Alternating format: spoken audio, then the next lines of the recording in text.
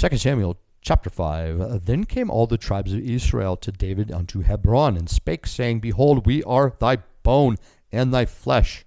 Also in times past, when Saul was king over us, thou wast he that leddest out and broughtest in Israel. And the Lord said to thee, Thou shalt feed my people Israel, and thou shalt be captain over Israel. So all the elders of Israel came to the king to Hebron. The king of David made a league with them in Hebron before the Lord, and they anointed David king over Israel. David was 30 years old when he began to reign, and he reigned 40 years. In Hebron he reigned over Judah 7 years and 6 months. And in Jerusalem, he reigned 33 years over all Israel and Judah. And the king and his men went to Jerusalem unto the Jebusites, the inhabitants of the land, which spake unto David, saying, Except thou take away the blind and the lame, thou shalt not come in hither, thinking, David cannot come in hither. Nevertheless, David took the stronghold of Zion. The same is the city of David, Ciudad del David. And David said on that day, Whosoever getteth up to the gutter and smiteth the Jebusites and the lame and the blind, that are hated of David's soul, he shall be chief and captain. Wherefore they said, The blind and the lame shall come not into the house. So David dwelt in the fort, and called in the city of David. And David built round about from Milo and inward.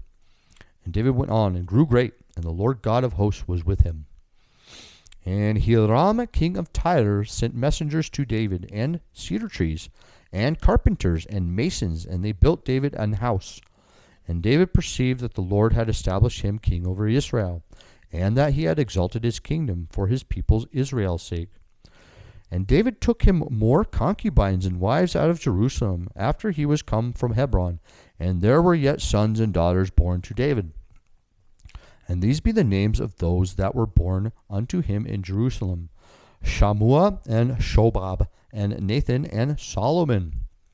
Ibhar also, and Elishua, and Nepheg, and Japhia, and Elishama, and Eliada, and Eliphalet. But when the Philistines heard that they had anointed David king over Israel, all the Philistines came up to seek David. And David heard of it, and went down to the hole. The Philistines also came and spread themselves in the valley of Rephaim. And David inquired of the Lord, saying, Shall I go up to the Philistines? Wilt thou deliver them into mine hand? And the Lord said unto David, Go up, for I will doubtless deliver the Philistines into thine hand.